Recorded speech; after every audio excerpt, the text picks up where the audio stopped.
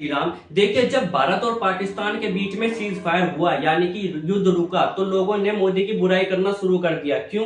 क्योंकि ये बहुत ही अच्छा मौका था, हम पीओके ले सकते थे। पर मोदी और अमित शाह के दिमाग में कुछ और ही चल रहा है और वो टाइम आने पर पीओके ले गए। अब उसके लिए मोदी जी ने किसको चुना है? ओवैसी को चुना है, जो कि मोदी का कट्टर विरोधी है। इनको एक बहुत ही बड़ी जिम्मेदारी दी है।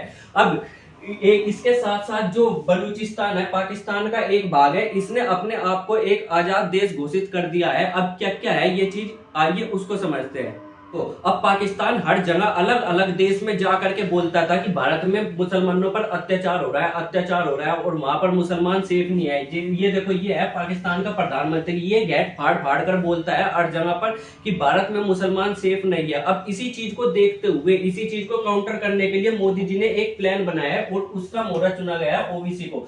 अब जैसे ही ऑपरेशन सिंदूर हुआ तो ओवैसी ने भर भर करके हिंदुस्तान जिंदाबाद के नारे लगाए और पाकिस्तान को ऐसा सबक सिखाया कि पाकिस्तान के होश उड़ गए। और जो पाकिस्तान सोचता था कि भारत का मुसलमान आने वाले समय में, युद्ध के समय पर पाकिस्तान का साथ देगा, उन्हें समझ में आ गया कि ये भारत का मुसलमान है। भले ही हमारे बीच में कितने भी गलत फहमियां हो, हम आपस में कैसे भी लड़ते रहे, झगड़ते रहे, पर अगर कोई दूसरा देश आकर के हमारे देश से पंगा लेगा तो उसकी खाट खड़ी कर दी जाएगी। अब ओबीसी क्या है? ओबीसी को मोदी ने चुना है। अब एक गुट बनाएंगे जो कि क्या है, मुसलमानों के कुछ लोगों को का होगा और उसमें क्या करा जाएगा, इन मुसलमानों को, जो बड़े बड़े नेता है, मुसलमान नेता है, उन नेताओं को देशों में, विदेशों में जाकर के भेजा जाएगा और ये बताया जाएगा कि भारत में मुसलमान बिल्कुल सेफ है। जो पाकिस्तान एजेंडा चलाता है कि भारत में मुसलमान सेफ नहीं है, उसको काउंटर करा जाएगा और उसका नेतृत्व कौन करेंगे?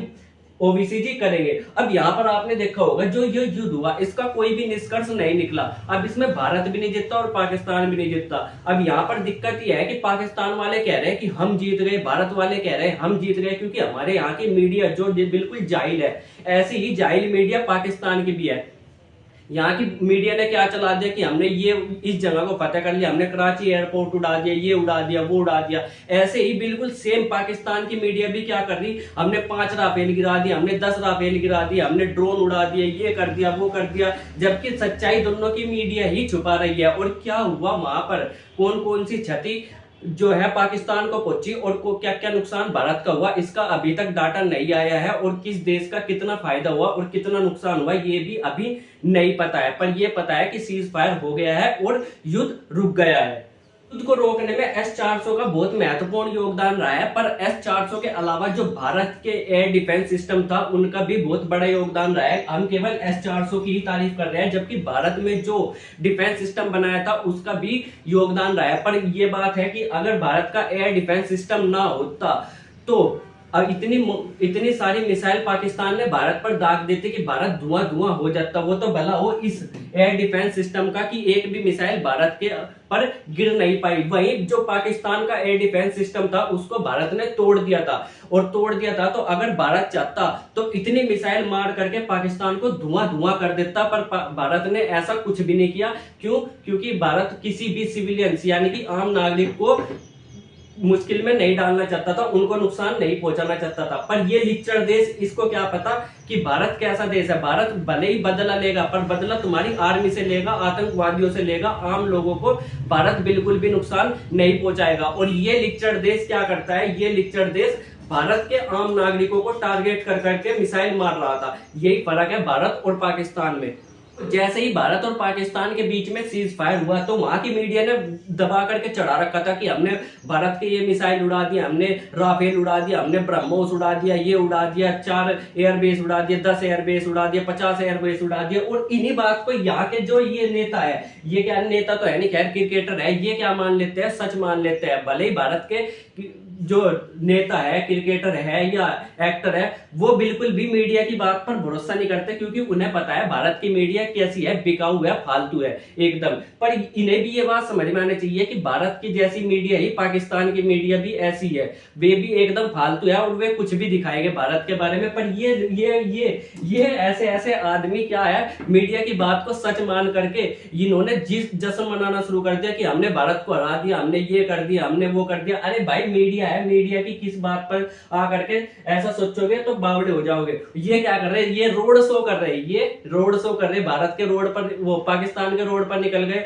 और नारे लगा रहे हमने भारत को हरा दिया, हमने भारत को हरा दिया। अरे अगर 10 दिन और ये युद्ध खिंच जाता ना तो तुम्हारा एक पाकिस्तान क्या बन जाता, एक और बेटा बन जाता जिसका नाम है बलूचिस्तान। अब बलूचिस्तान क्या है, इससे पहले भी भारत ने पाकिस्तान को 2 हिस्सों में तोड़ा था, वो था बांग्लादेश।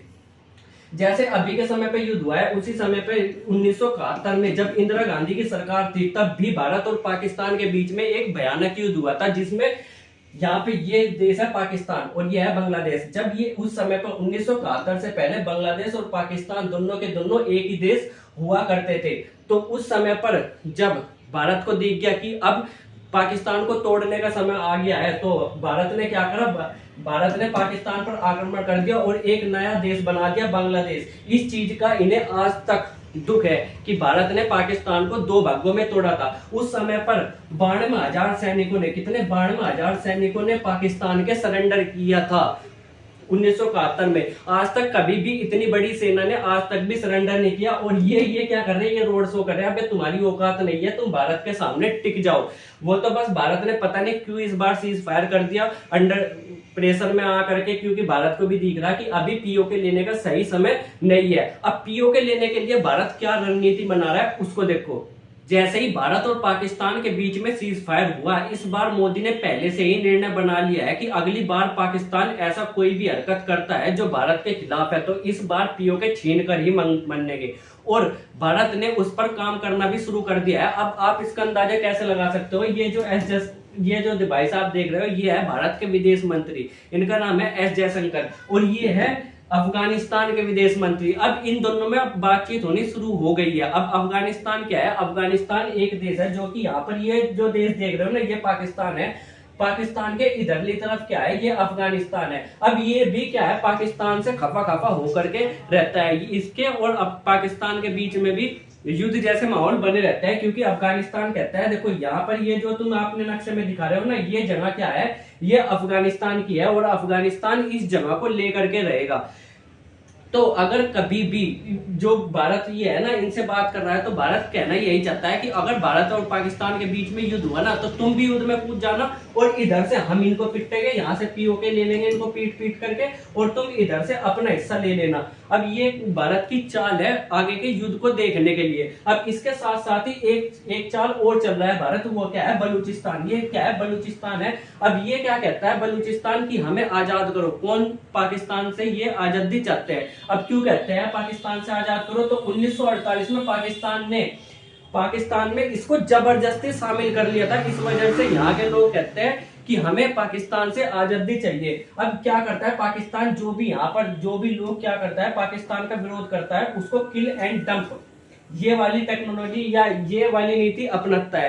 क्या, मारेंगे और कहीं पर ही दफना देंगे, कहीं पर ही गाड़ देंगे। यानी कि जिसने भी पाकिस्तान का विरोध किया बलूचिस्तान से, उसको मार करके गाड़ देते हैं, उसका अता पता भी नहीं चलता कि वो कहाँ गया। अब इसी वजह से यहाँ के जो बलूचिस्तान के लोग हैं वो पाकिस्तान का विरोध करते हैं। ऊपर से यहाँ पर जो ये बलूचिस्तान है, इसकी भाषा है बलोच। यहाँ पर जो ये दिखोगे आप, पाकिस्तान का ये वाला स्टेट है पंजाब की भाषा है पंजाबी। अब पंजाबी लोग क्या है, वो अपनी भाषा को बहुत ज्यादा तवज्जो देते हैं और दूसरे राज्य की भाषा को नहीं मानते। जैसे यहाँ पर बलोच हो गया, ये इनकी भाषा को बहुत ज्यादा रिस्पेक्ट नहीं करते। इसी वजह से बांग्लादेश भी एक अलग देश बना था, क्योंकि ये लोग बांग्लादेश की भी रिस्पेक्ट नहीं करते थे। ये क्या कहते थे कि पंजाबी ही सबसे ऊपर है, बांग्लादेश के लोग भी इसी वजह से इनसे अलग हुए थे। अब यही कहानी दोबारा दोहराई जा रही कि यहाँ पर बलूचिस्तान के लोग भी पाकिस्तान से अलग हो गए। साथ में क्या है, यहाँ के लोगों को ये अल्पसंख्यक बनाता कैसे है कि यहाँ पर देखो, यहाँ पर बलोच लोग रहते हैं, यहाँ पर पंजाबी लोग रहते हैं। तो यहाँ पर ये पंजाबी लोगों से कहता है कि बलूचिस्तान में क्या करो, घर खरीद दो, ताकि बलूच के लोग ही वहां पर अल्पसंख्यक हो जाए। ज्यादा से ज्यादा यहाँ पर पंजाबी लोग आएंगे यानी कि पंजाब से आएंगे, पंजाबी लोग यहाँ पर आ करके बसेंगे, तो यानी कि बलूच लोग वैसे ही कम हो जाएगा और यहाँ पर पंजाबी लोग ज्यादा हो जाएंगे। अब इसी वजह से बलूचिस्तान के लोग कहते हैं कि हमें एक नया देश दो बलूचिस्तान, हम उसका नाम रखेंगे। और इन्होंने अपने स्वतंत्रता की घोषणा कर भी दी है। कल या परसों इन्होंने कहा कि हम एक नया देश बना रहे हैं और हम अब से पाकिस्तान के साथ नहीं रहेंगे, हम एक अलग देश रहेंगे। तो क्या कर रहा है, भारत ने सोच लिया कि अगर अगली बार युद्ध होगा तो सबसे पहले तो इधर से भारत मारेगा, इधर से अफगानिस्तान मारेगा और इधर से पाकिस्तान के अंदर से बलूचिस्तान के लोग मारेंगे। इस तरीके से पाकिस्तान को 3 जगह से युद्ध करना पड़ेगा और इसी चीज का फायदा उठा करके हम अपना पीओके भी ले लेंगे। अब आप लोग क्या सोचते हो, कमेंट करके जरूर बताना।